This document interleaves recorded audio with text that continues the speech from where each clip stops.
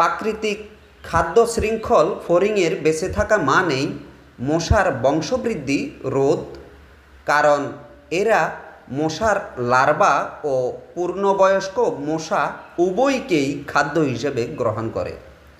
এভাবে মশার সংখ্যা নিয়ন্ত্রণ থাকে, যা আমাদের স্বাস্থ্যের ও সামাজিক ভারসাম্যের জন্য অত্যন্ত গুরুত্বপূর্ণ। ফড়িংয়ের উপস্থিতি মানেই প্রাকৃতিক ভারসাম্য রক্ষা, রোগবাহী মশার আক্রমণ থেকে আংশিক সুরক্ষা। এদের সংখ্যা কমে গেলে মশার বংশবৃদ্ধি হু হু করে বেড়ে যায়, যার ভুক্তভোগী আমরা মানুষরাই। তাই প্রকৃতি ও মানুষের উপকারে আসে এই ক্ষুদ্র যোদ্ধা। ফড়িং মানেই শুধু ডানাওয়ালা এক কীট নয়, বরং প্রকৃতির ক্ষুদ্র নায়ক।